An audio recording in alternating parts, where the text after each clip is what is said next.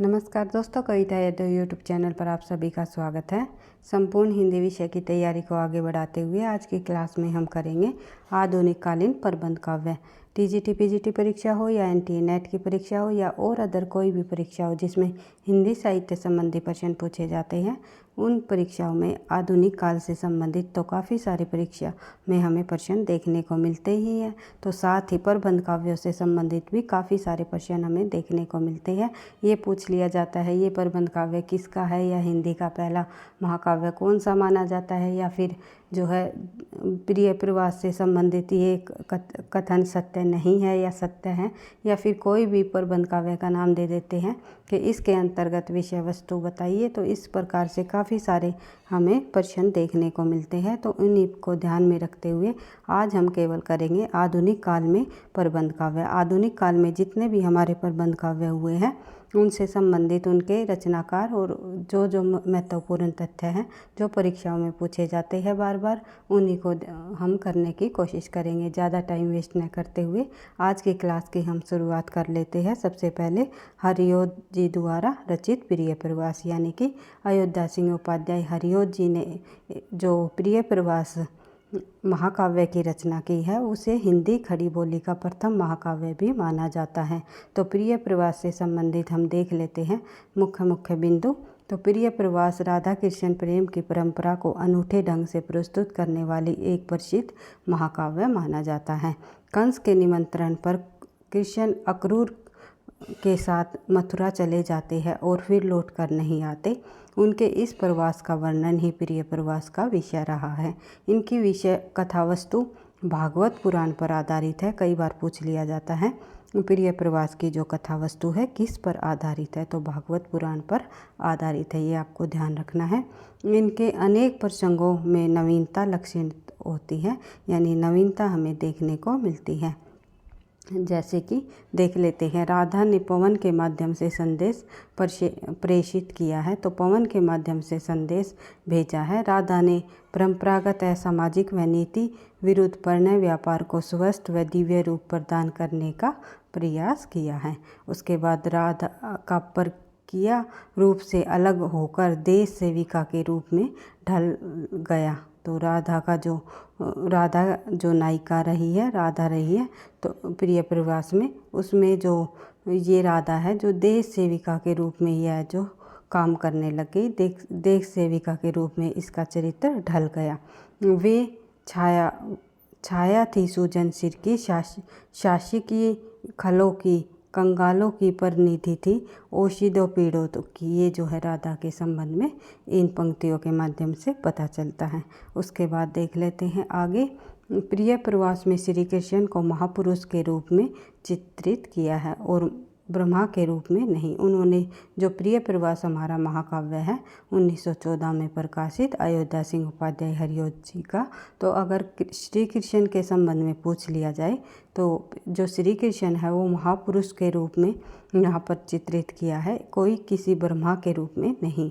तो प्रिय प्रवास में हरिओद जी ने संस्कृत वर्णवृत्तों में नितांत तत्सम शब्दावली का भी प्रयोग किया है। इनमें श्रृंगार और करुण रस की प्रधानता रही है, ये भी आपको ध्यान रखना है।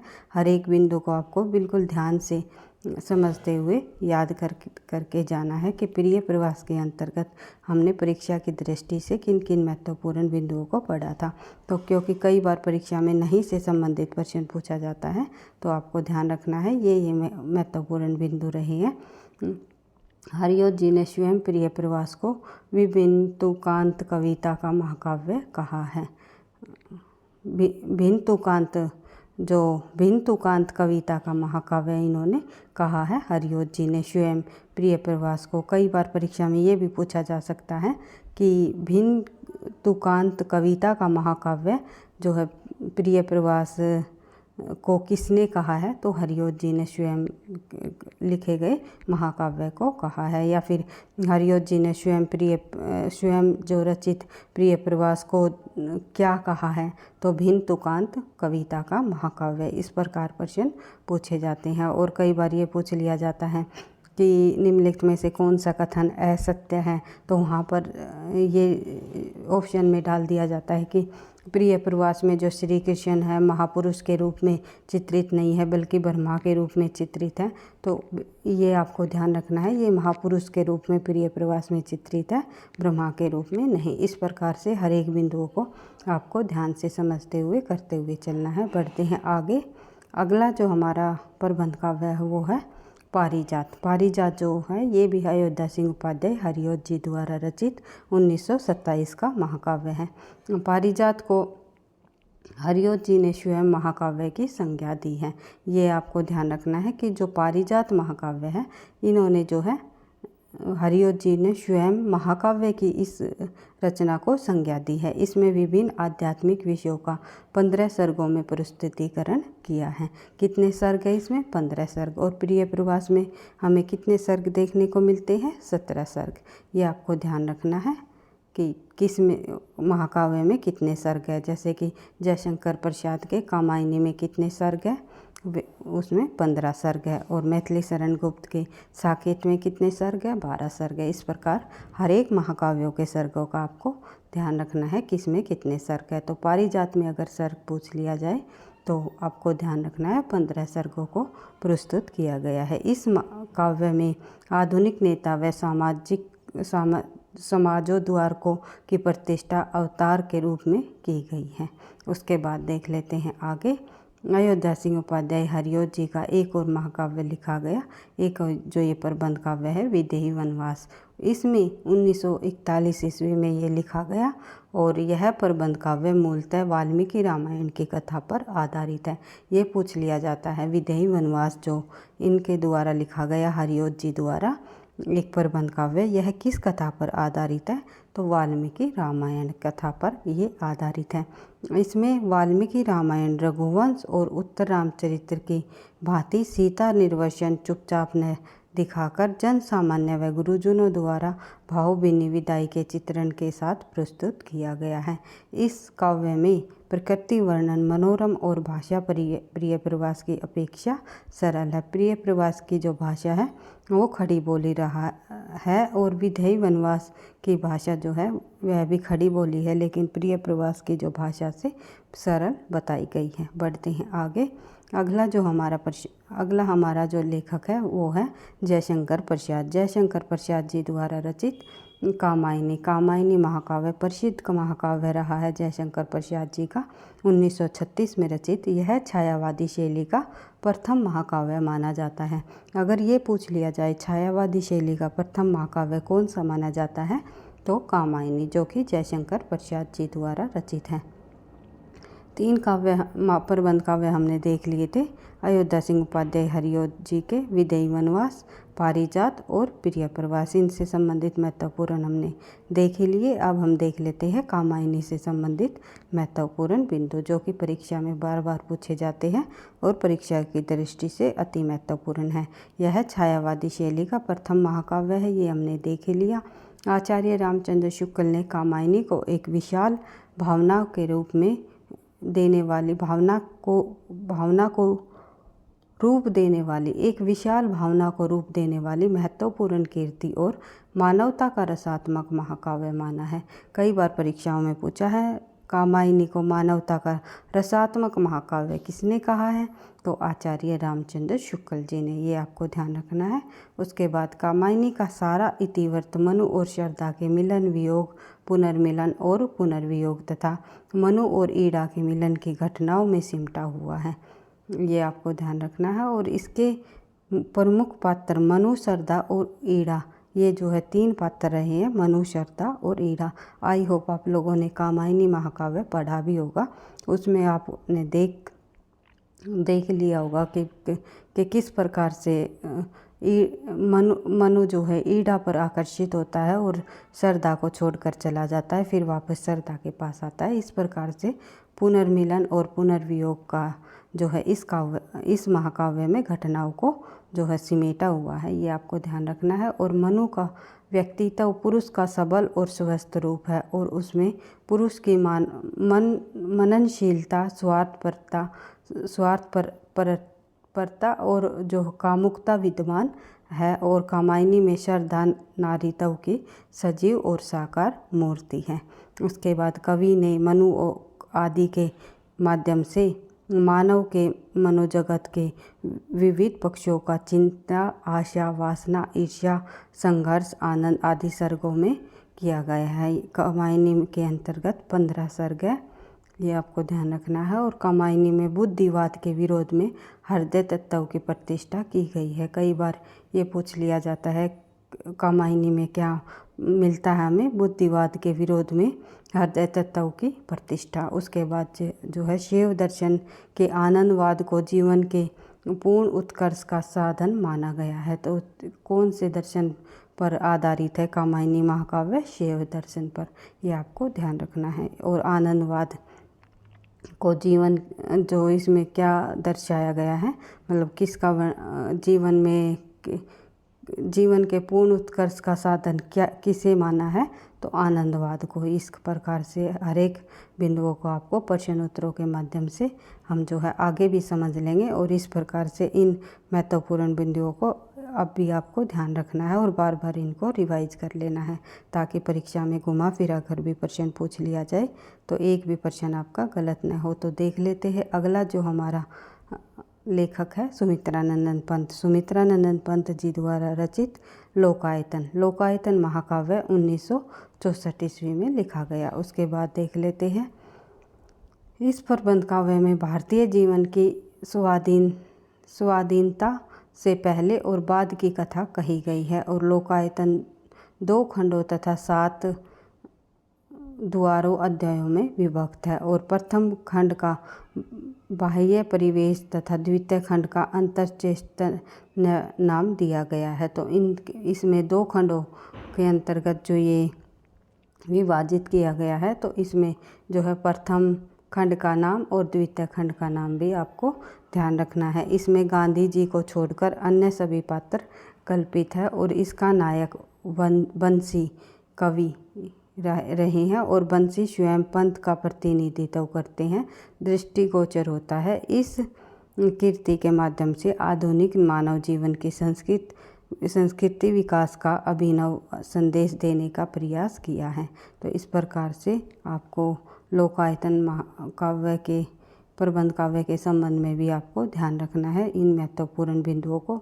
सबसे विशेष बिंदु ये है कि इसके अंतर्गत जो है किस प्रकार के पात्र रहे हैं। तो गांधी जी को छोड़कर जो है शेष जो पात्र है वे कल्पित पात्र रहे हैं। और नायक का नाम पूछ लिया जाए तो बंसी। इस प्रकार और कितने खंडों में विभाजित है? 2 खंडों और 7 अध्यायों में विभक्त किया गया है। इस प्रकार से आपको इन सभी बिंदुओं को ध्यान रखना है। उसके बाद देख लेते हैं आगे पंत जी द्वारा ही रचित दूसरा प्रबंध काव्य हमारा पुरुषोत्तम राम, जो कि 1967 ईस्वी में रचित है। उसके बाद इससे संबंधित महत्वपूर्ण जो बिंदु है उसमें ज़्यादा नहीं है, केवल यही बताया है कि इस प्रबंध काव्य में कवि ने अपने युगीन समस्याओं को चित्रित करने का प्रयास किया है। सुमित्रानंदन पंत जी द्वारा ही लिखा गया अगला प्रबंध काव्य है वो है सत्यकाम 1975। यह प्रबंध काव्य छंदोग्य उपनिषद के आख्यान पर आधारित माना जाता है। इसके माध्यम से कवि ने विश्व मानव की सुख शांति के लिए भौतिकवाद और आनंदवाद में समन्वय स्थापित करने का संदेश दिया है। उसके बाद अगला जो हमारा प्रबंध काव्य है वो है मैथिली शरण गुप्त जी का जय भारत। जय भारत 1962 ईस्वी में लिखा गया। यह महाभारत की कथा पर हिंदी रूपांतरण जो रचना मानी जाती है। इसमें कवि ने कथानक की मार्मिक प्रसंगों को अपनी ओर से और भी उबार कर जो है भाव में कर दिया है। इस प्रकार आपको ध्यान रखना है। इसका प्रकाशन वर्ष ध्यान रखना है 1952। और जो ये किसके लेखक द्वारा लिखा गया जय भारत? मैथिली शरण गुप्त जी द्वारा। मैथिली शरण गुप्त जी का अगला जो महाकाव्य है वो है साकेत। साकेत महाकाव्य हम कह सकते, साकेत को हम महाकाव्य कह सकते हैं। किस प्रकार का? आदर्श मानववादी, प्रथम आदर्श मानवतावादी जो अगर महाकाव्य पूछ लिया जाए तो ये है हमारा साकेत 1930 ईस्वी में रचित। और मैथिली शरण गुप्त का सबसे प्रसिद्ध महाकाव्य माना जाता है साकेत, ये भी आपको ध्यान रखना है। और इस कथा में वाल्मीकि रामायण का प्रभाव, तुलसी दर्शन की प्रेरणा और भवभूति की करुणा का सुगुफन हो गया है, यानी कि इसका हमें जो है प्रभाव देखने को मिलता है। इसके बाद देख लेते हैं पारंपरिक कथा में कवि ने अनेक मौलिक उद्भावनाएं की है। इसकी कथा 12 सर्गों में विभक्त है, यानी साकेत महाकाव्य में कितने सर्ग है? 12 सर्ग रहे हैं। और साकेत में उदात्त चित्रों की दृष्टि की गई है। अभिशप्त केकई साकेत में वात्सल्यमयी माँ के रूप में चित्रित की गई है। और इस महाकाव्य में श्रृंगार व करुण रस की अभिव्यंजना रूप में प्रस्तुत की गई है। उसके बाद बात करें आगे मैथिली शरण गुप्त का अगला ही जो महाकाव्य है, और मैथिली शरण गुप्त के जो गुरु हैं वे रहे हैं महावीर प्रसाद द्विवेदी जी। और महावीर प्रसाद द्विवेदी जी के कहने पर ही इन्होंने जो है मैथिली शरण गुप्त ने महाकाव्य साकेत की रचना की थी। तो मैथिली शरण गुप्त ने ये लिखा भी था कि करते कैसे एक सेकंड भाई, थोड़ी ये पंक्ति थोड़ी ध्यान नहीं आ रही है। तो मैथिली शरण गुप्त जी द्वारा लिखी गई पंक्ति थी, हाँ शायद, करते तुलसीदास भी कैसे मानसनाथ, महावीर का यदि उन्हें मिलता नहीं प्रसाद। जिस प्रकार से तुलसीदास ने भगवान हनुमान जी के आशीर्वाद से रामचरितमानस की रचना की, उसी प्रकार से मैंने भी महावीर यानी कि महावीर प्रसाद द्विवेदी जी के कहने पर ही साकेत की रचना की है। इस प्रकार उन्होंने, अगर ये पंक्तियाँ पूछ ली जाए तो मैथिली शरण गुप्त जी की आपको ध्यान रखना है। और इसी के आधार पर इन्होंने जो है इसी में ये बताया हुआ है कि महावीर प्रसाद जी के अनुरोध पर ही या आशीर्वाद से ही मैं महाकाव्य साकेत की रचना कर पाया हूँ। अगला जो हमारा महाकाव्य है वो है, देख लेते हैं यशोधरा। यशोधरा भी मैथिली शरण गुप्त जी द्वारा लिखा गया प्रबंध काव्य है, प्रसिद्ध प्रबंध काव्य है। तो यशोधरा में भगवान बुद्ध के चरित्र में से संबंधित रखने वाले पात्रों के उच्च और सुंदर भावों की व्यंजना और परस्पर कथोपकथन रहे हैं, जिसमें कहीं कहीं गद्य भी है। और इस प्रबंध कीर्ति में नारी जीवन की मार्मिक अभिव्यक्ति साकेत से भी बढ़कर हुई है। तो यशोधरा में आप लोगों ने एक पंक्ति पढ़ी भी होगी, अबला जीवन हाय तुम्हारी यही कहानी, आंचल में दूध और आँखों में पानी। तो मैथिली शरण गुप्त की यशोधरा से ही ली गई है। बढ़ते हैं आगे। अगला जो हमारा लेखक है वो है श्याम नारायण पांडे। श्याम नारायण पांडे ने हल्दी घाटी प्रबंध काव्य की रचना की है 1941 में। कई बार परीक्षाओं में पूछा जाता है, इम्पोर्टेंट है, कि हल्दी घाटी जो प्रबंध काव्य है, हल्दी घाटी रचना है, निम्नलिखित में से किस लेखक द्वारा लिखी गई? तो श्याम नारायण पांडे ने आधुनिक काल के अंतर्गत प्रबंध काव्य की रचना की हल्दी घाटी। हल्दी घाटी वीर रस प्रधान प्रबंध काव्य माना जाता है। इसका नायक 17 सर्गों में इसका कथानक जो है 17 सर्गों में विभक्त है, 17 सर्गों में विभक्त किया गया है। यानी हल्दी घाटी में भी अगर सर्गों की संख्या पूछ ली जाए तो 17 सर्ग है, जो कि हमारे प्रिय प्रवास में भी 17 सर्ग रहे हैं। इस प्रकार एक दूसरे से रिलेट करते हुए जब आप तथ्यों को याद करोगे, ध्यान रखोगे, तो आपको याद हो जाएंगे। तो देख लेते हैं। इसका कथानक 17 सर्गों में विभक्त है। इसकी रचना स्वाधीनता आंदोलन के दिनों में की गई, अतः इसमें स्थान स्थान पर देशभक्ति की भावना मुखरित हो उठी है। इस काव्य के माध्यम से कवि ने विदेशी दमन चक्कर के संकट काल में कवि कर्म का निर्वाह करते हुए देश के प्रति अपनी भावनाओं को व्यक्त किया है। और यह वीर रस प्रधान सफल प्रबंध काव्य माना जाता है। श्याम नारायण पांडे जी द्वारा रचित हल्दी घाटी 1941। इनको आपको एक दो बार फिर से रिवाइज करना है। एक बार आप वीडियो को देखकर जब दोबारा देखो तो डबल स्पीड करके एक बार जो है इन मुख्य बिंदुओं को एक बार तुरंत रिवाइज कर लोगे तो आपको जो है जल्दी से सभी तथ्य याद हो जाएंगे और परीक्षा में आपको काफ़ी मदद करेंगे। और भाई वीडियो आपको पसंद आती है, लगता है आपकी परीक्षाओं के लिए हेल्पफुल रहेगी, तो प्लीज़ आप वीडियो को लाइक, शेयर एंड सब्सक्राइब अवश्य किया करो, क्योंकि आपके लाइक और कमेंट से ही जो है मुझे नेक्स्ट क्लास बनाने का मोटिवेशन भी मिलता है। तो देख लेते हैं अगला जो प्रबंध काव्य है वो है श्याम नारायण पांडे जी द्वारा रचित जोहर। जोहर 1945 का प्रबंध काव्य है। इस प्रबंध काव्य में चित्तौड़ पर अलाउद्दीन खिलजी का आक्रमण और पद्मिनी के जोहर की कथा को वर्णित किया गया है।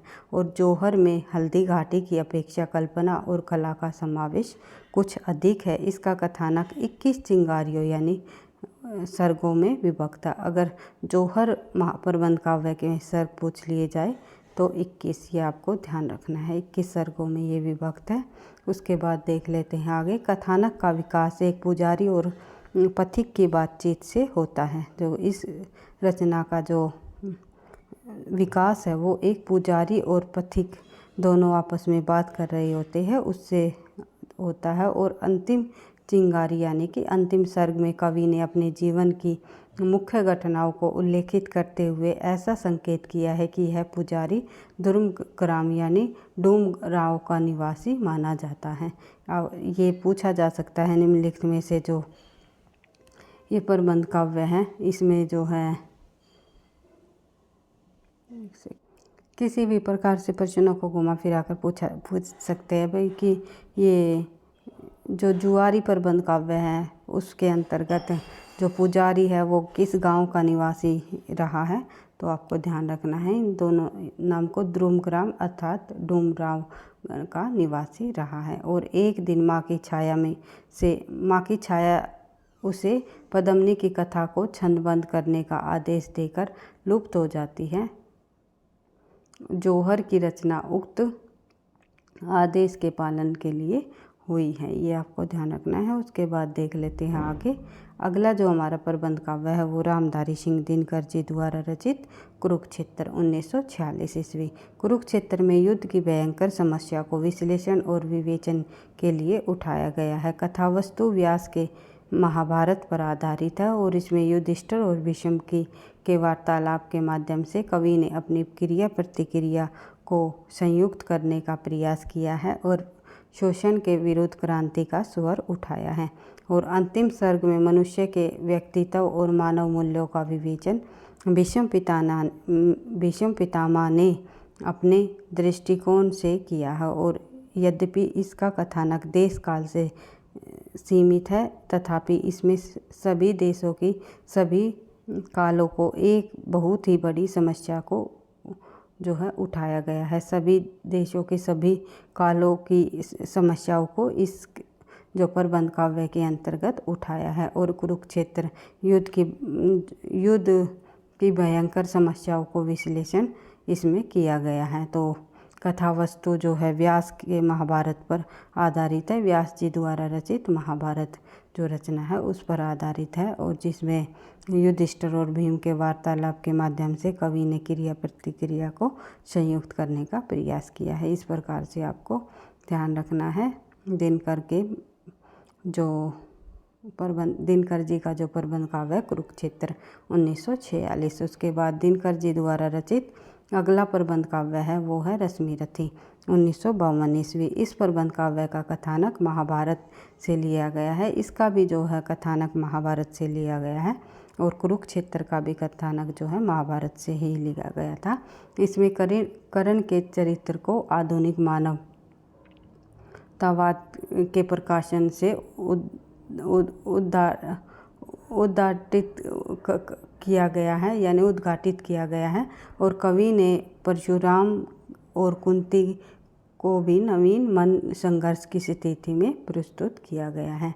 कि कई बार परीक्षा में इस प्रकार से प्रश्न पूछा जाता है रश्मिरथी के संबंध में कि ये रचना जो है किसकी है, तो रामधारी सिंह दिनकर की।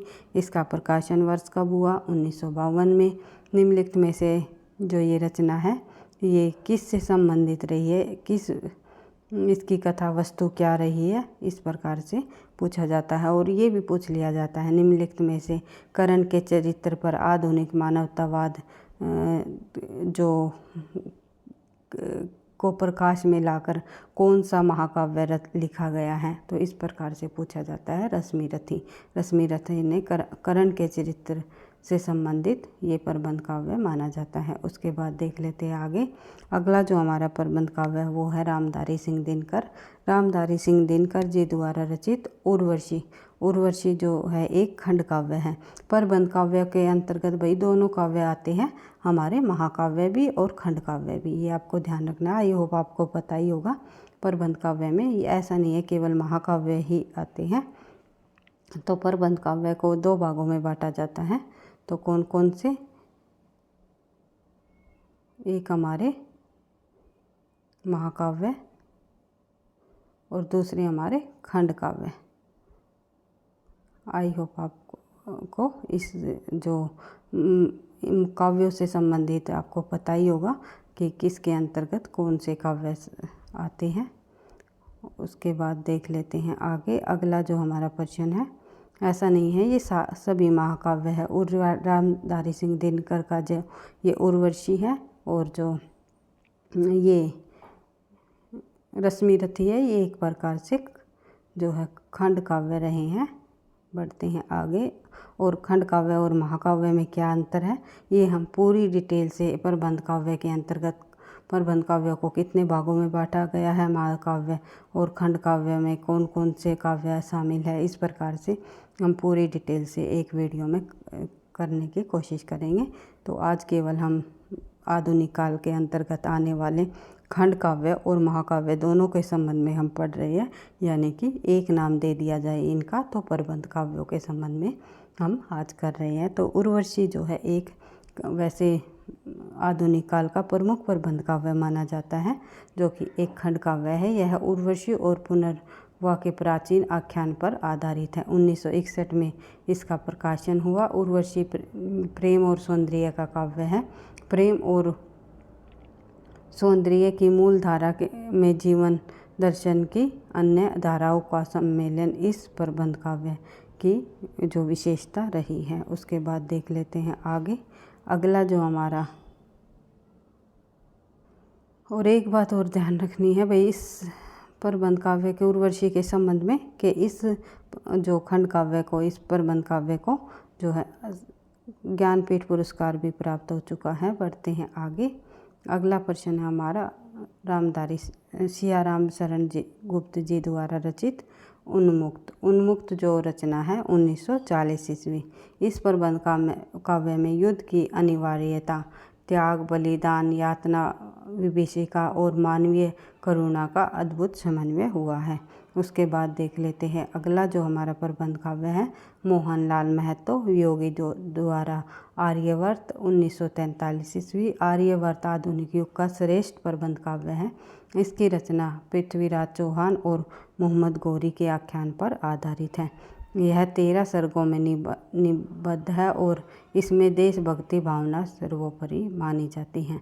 उसके बाद अगला जो है मुख्य रूप से धर्मवीर भारती जी का अंधा युग। अंधा युग वेरी वेरी इम्पोर्टेंट है, काफ़ी बार परीक्षाओं में इससे संबंधित प्रश्न हमें देखने को मिले हैं। तो देख लेते हैं। अंधा युग महाभारत के कथानक पर आधारित एक काव्य रूप है। इसमें महाभारत के 18वें दिन के संज्ञा के प्रभात तीर्थ में कृष्ण की मृत्यु के क्षण तक की घटना को चित्रित किया गया है, यानी ग्रहण किया गया है।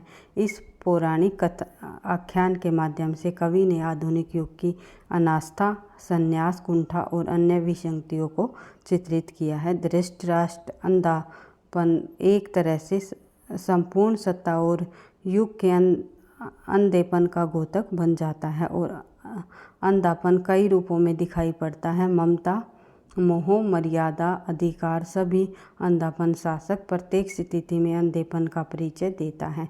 और अंधा युग में श्री कृष्ण अनासक्त है और इसलिए इसमें इतिहास को चुनौती देने की क्षमता भी है। ये आपको ध्यान रखना है। जो धर्मवीर भारती जी द्वारा रचित अंधा युग 1955 में रचित ये प्रबंध काव्य है आधुनिक काल में। और उसके बाद देख लेते हैं धर्मवीर भारती जी का कनुप्रिया, जो कि 1959 की रचना है। इस प्रबंध काव्य में राधा कृष्ण के रागात्मक संबंधों के माध्यम से मानवीय समस्याओं के अंतराल में जीवन के संबंध सूत्रों को उद्घाटित किया गया है। ये आपको ध्यान रखना है। उसके बाद देख लेते हैं आगे द्वारका प्रसाद मिश्र जी का। द्वारका प्रसाद मिश्र जी का जो प्रबंध काव्य है वो है कृष्णायन। कृष्णायन कई बार पूछा जाता है निम्नलिखित में से किस आधुनिक काल के किस कवि की रचना है, तो द्वारका प्रसाद मिश्र जी की 1943 की। उसके बाद देख लेते हैं कृष्ण चरित्र संबंधी यह प्रबंध काव्य 7 कांडों में विभक्त है, जैसे अवतारण कांड, मथुरा कांड, द्वारका कांड, पूजा कांड, गीता कांड, जय कांड और आरोहण कांड। इस काव्य ग्रंथ की भाषा ब्रज और प्रस्तुति दोहा चौपाई में की गई है और इसकी रचना रामचरितमानस के अनुकरण पर की गई है। उसके बाद देख लेते हैं आगे नरेंद्र शर्मा जी द्वारा रचित द्रौपदी जो प्रबंध काव्य है, इसमें जो है इसकी रचना 1960 में की गई और द्रौपदी 5 लघु सर्गों में विभक्त प्रबंध काव्य है। अगर द्रौपदी में सर्गों की संख्या पूछ ली जाए तो 5, आपको ये ध्यान रखना है। और किसकी है? नरेंद्र शर्मा की, ये आपको ध्यान रखना है। इसमें महाभारत के पात्रों और मूल भाव की रूपात्मक व्याख्या की गई है तथा द्रौपदी जीवन शक्ति का प्रतीक माना गया है। उसके बाद देख लेते हैं आगे नरेंद्र शर्मा जी द्वारा रचित उत्तराजय जो प्रबंध काव्य है, इस प्रबंध कीर्ति को नरेंद्र शर्मा ने गाथा काव्य कहा है। कई बार पूछा जा सकता है परीक्षा में कि निम्नलिखित में से गाथा काव्य ने किस लेखक ने अपनी रचना को कहा है, तो ये कहा है नरेंद्र शर्मा ने उत्तराजय प्रबंध काव्य को क्या नाम दिया है? गाथा काव्य का नाम दिया है। इसमें युधिष्ठिर और अश्वत्थामा को खंडित और पीड़ा भोगी बताया गया है। पीड़ा भोगी की नियति है, पीड़ा से बच भागने का प्रियतन। इस कीर्ति में द्रौपदी की कथा वस्तु का विकास परिलक्षित होता है। उसके बाद देख लेते हैं अगला जो हमारा प्रबंध काव्य है आधुनिक काल के अंतर्गत, वो है कुंवर नारायण जी का आत्मजयी 1965 ईस्वी। इसका प्रकाशन वर्ष। यह कठोपनिषेध से नचिकेता प्रसंग पर आधारित प्रबंध काव्य है। कई बार ये पूछा गया है ये प्रश्न, निम्नलिखित में से कौन सा प्रबंध काव्य कठोपनिषेध नचिकेता प्रसंग पर आधारित प्रबंध काव्य है? तो ये है कुंवर नारायण जी का आत्मजयी। इसमें वाजश्रव एक प्रकार से ठहरे हुए मूल्यों का वाहक पीढ़ी का प्रतीक माना गया है। इसमें सारे निर्णयों को आने वाली पीढ़ियों पर लादना चाहता है और नचिकेता कुमार अर्थात कुमार है। इसमें सारे आप्त सत्य के उत्तराधिकारी और विवेकहीन निर्णय को अस्वीकार कर अपने विवेक और पीड़ा के सत्य की तलाश करने वाला और उसके लिए मृत्यु तक को वर्ण करने वाली प्रबुद्ध नई चेतना का प्रतीक माना गया है। आपको ध्यान रखना है। उसके बाद देख लेते हैं अगला जो हमारा लेखक है वो है नरेश मेहता। नरेश मेहता द्वारा रचित संशय की एक रात जो रचना है नरेश मेहता जी ने लिखी है, प्रबंध काव्य है आधुनिक काल के अंतर्गत 1962 में। इस प्रबंध कीर्ति में राम के मानसिक संशय का चित्रण किया गया है। समुद्र पर पुल निर्माण के समय राम का मन संशय से भर जाता है और वे सोचते हैं सीता के लिए इतना बड़ा नरसंहार क्यों किया जाए। फिर उसके सहयोगियों के साथ विचार विमर्श करने पर इस निष्कर्ष पर पहुंचते हैं कि युद्ध किया जाए। इस सीता के लिए नहीं प्रजा के कल्याण के लिए हो। यह युद्ध जो है सीता के लिए नहीं प्रजा के कल्याण के लिए किया गया। और जो ये संशय की एक रात है, कई बार परीक्षा में पूछा जाता है। मानसिक संशय का चित्रण जो है, इसमें राम के मानसिक संशय का चित्रण निम्नलिखित में से किस रचना में दर्शाया है? तो ये है संशय की एक रात, नरेश मेहता जी द्वारा रचित 1962 ईस्वी का प्रबंध काव्य। बढ़ते हैं आगे। अगला जो हमारा प्रश्न है अगला जो हमारा लेखक है भाई वो है रामकुमार वर्मा जी। रामकुमार वर्मा जी ने जो प्रबंध काव्य लिखा उसका नाम है जौहर। जौहर में चित्तौड़ पर बहादुर शाह जफर के आक्रमण का वर्णन है। इसमें रांगा सांगा की वीर पत्नी करुणा देवी की ने अपनी रक्षा का उपाय न देखकर बंगाल में शेर शाह का पीछा करते हुए हुमायूं के पास राखी भेज दी थी और हुमायूं को आने में देर हो जाती है और करुणा अपने पुत्र उदय सिंह को बूंदी भेजकर जौहर द्वारा अपने प्राण त्याग देती है। इस प्रबंध काव्य में करुणा की प्रतिज्ञा उदय सिंह को विदा करते समय कर्तव्य और वात्सल्य के बीच द्वंद्व व हुमायूं का पछतावा आदि वर्णन बड़े मार्मिक रूप से दर्शाया गया है। उसके बाद अगला ही हमारा महाकाव्य है, ये है राम कुमार वर्मा जी का। राम कुमार वर्मा जी का जो हमारा महाकाव्य है,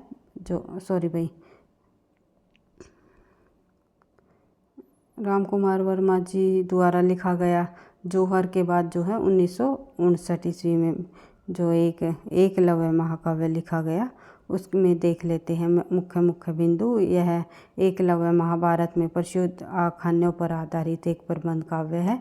इसमें द्रोणाचार्य, एकलव्य व उसकी माँ के व्यक्तित्व के रेखा को अत्यंत सजीव रूप से चित्रित किया गया है और द्रोणाचार्य के मन का अंतर्द्वंद और एकलव्य की माँ का वात्सल्य कवि के अंत तक एक रस बनाए रखा है और एकलव्य अखंड साधना और अखंड जो अटूट गुरु भक्ति का उज्ज्वलतम प्रतीक माना जाता है। फिर भी इतना बड़ा अन्याय कि मनुष्य छोटी जाति में जन्म लेने के कारण उसके विकास का मार्ग सदा के लिए अवरुद्ध कर दिया जाता है। इसमें ये एकलव्य प्रबंध काव्य के अंतर्गत ये सभी जो बिंदु दर्शाए गए हैं। उसके बाद देख लेते हैं आगे। अगला जो हमारा प्रबंध काव्य है वो है बालकृष्ण शर्मा नवीन जी द्वारा रचित उर्मिला 1957। उर्मिला प्रबंध काव्य का कथानक 6 सर्गों में विभक्त है।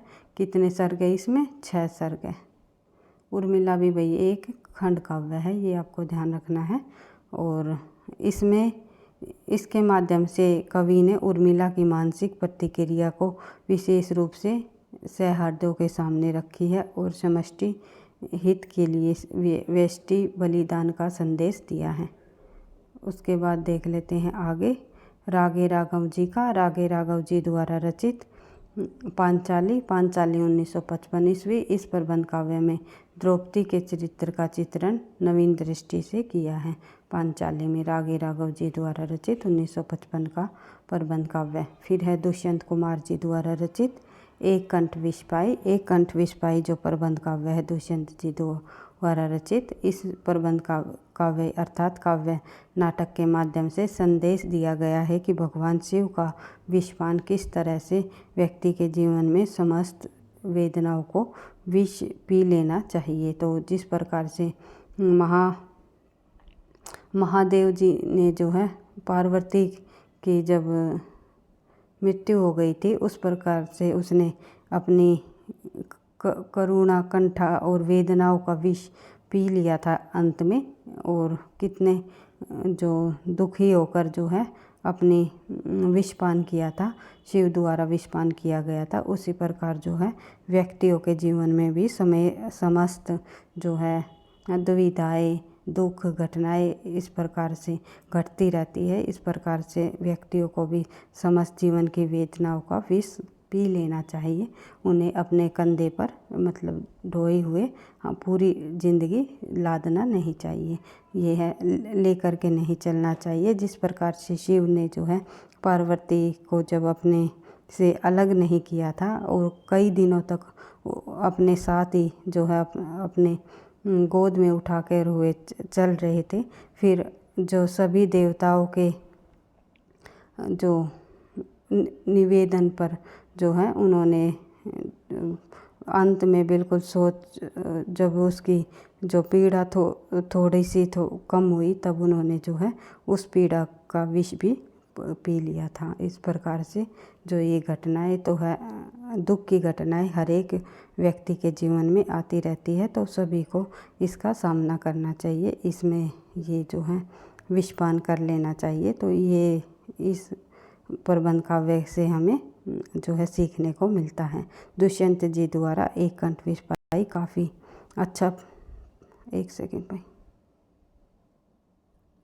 प्रबंध काव्य है। और इनके अलावा आधुनिक काल में जो हमने ये प्रबंध काव्य पढ़े हैं, इनके अलावा कुछ और मुख्य प्रबंध काव्य भी रहे हैं जिनका नाम आपको ध्यान रखना है। जैसे कि नूरजहाँ एक प्रबंध काव्य रहा है गुरु भक्त सिंह जी का 1935 ईस्वी का। उसके बाद जो है गुरु भक्त जी का एक और प्रबंध काव्य लिखा है। गुरु भक्त लेखक रहे हैं गुरु भक्त। आई होप आप समझ रहे होंगे। तो ये मैंने कुछ प्रबंध काव्य को यहाँ पर इंक्लूड नहीं किया, तो उनके आपको केवल नाम याद रखना है कि ये प्रबंध काव्य किस लेखक का है। तो गुरु भक्त जी के 2 प्रबंध काव्य इन्होंने लिखे, एक नूरजहाँ, एक विक्रमादित्य। नूरजहाँ 1935 में और विक्रमादित्य 1944 में। इसके अलावा केदारनाथ मिश्र जी द्वारा रचित केकई प्रबंध काव्य भी माना जाता है। केकई को काफ़ी परीक्षाओं में पूछा जाता है। केकई प्रबंध काव्य किसके द्वारा रचित है? 1950 में। ये केदारनाथ मिश्र प्रभात जी द्वारा रचित है। और केदारनाथ मिश्र प्रभात जी द्वारा ही एक प्रबंध काव्य हो, नाम है उसका ऋतंबरा जो प्रबंध काव्य उन्होंने 1956 में लिखा। इस प्रकार से ये मुख्य प्रबंध काव्य और माने जाते हैं। इसी प्रकार से एक और प्रबंध काव्य पूछा जाता है परीक्षा में, जिसका नाम है साकेत संत। साकेत तो मैथिली शरण गुप्त का है, लेकिन साकेत संत पूछ लिया जाए। साकेत संत किस का प्रबंध काव्य है? वो है बलदेव प्रसाद मिश्र जी का। किसका है? बलदेव प्रसाद मिश्र जी का प्रबंध काव्य है। और एक प्रबंध काव्य और पूछा जाता है परीक्षा में, कई बार पूछा जाता है, तक्षशिला। तक्षशिला जो रचना है वो किसकी है?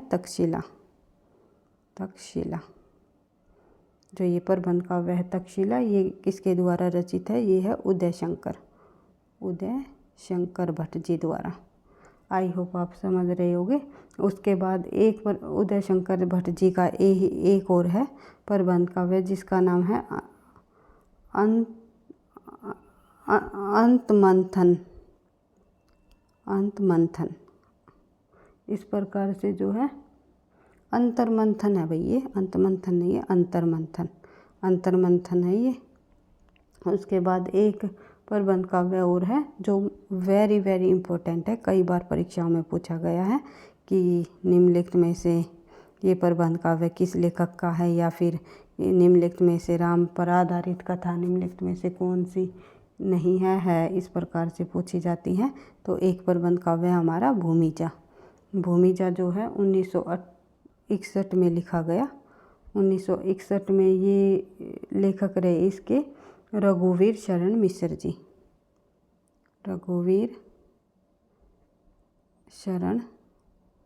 आई होप आप समझ रहे होंगे। मिश्र भूमिजा 1961 में रघुवीर शरण मिश्र जी द्वारा लिखित एक जो ये प्रबंध काव्य जो है सीता के चरित्र पर आधारित प्रबंध काव्य है। सीता के चरित्र की कथा को इसमें 8 सर्गों में विभक्त किया गया है।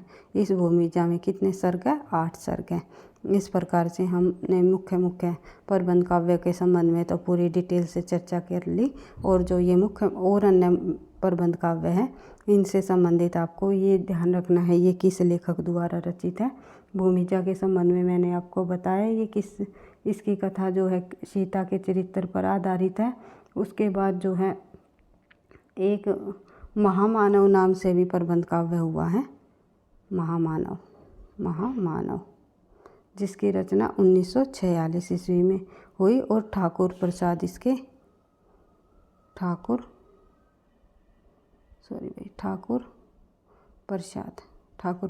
इसके लेखक हुए हैं।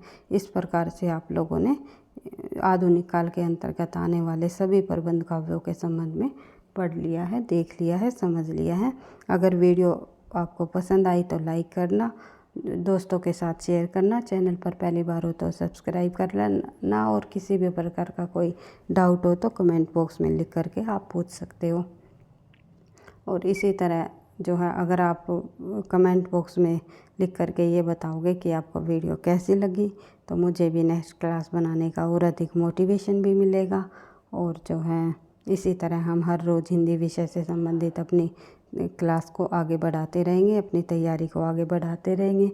अभी हाल फिलहाल हम जो है DET+B TGT PGT हिंदी की परीक्षाओं को ध्यान में रखते हुए अधिक से अधिक प्रश्नों का अभ्यास तो कर ही रही है, साथ ही सभी परीक्षाओं के लिए ये हेल्पफुल रहेंगे। तो DET+B कि टीजीटी पीजीटी हिंदी की जो बच्चे तैयारी कर रहे हैं हमारे साथ जुट करके टीजीटी पीजीटी परीक्षाओं में आने वाले जिस प्रकार से पूछे जाते हैं प्रश्न उन्हीं के आधार पर पिछले सालों में पूछे गए प्रश्नों के आधार पर ही हम जो है अपनी तैयारी को धीरे धीरे आगे बढ़ा रहे हैं। साथ ही नए पाठ्यक्रम से भी जुड़कर आजकल जो परीक्षाओं में प्रश्न पूछने का जो पैटर्न है थोड़ा बदल चुका है, उनको भी ध्यान में रख करके हम अधिक से अधिक प्रश्नों का अभ्यास करते हुए अपनी तैयारी को आगे बढ़ा रहे हैं। तो वीडियो एक बार से मैं फिर आपसे कहना चाहूँगी कि वीडियो पसंद आई तो लाइक करना, दोस्तों के साथ शेयर करना, चैनल पर पहली बार हो तो सब्सक्राइब कर लेना, पढ़ते रहना, आगे बढ़ते रहना। थैंक यू, धन्यवाद।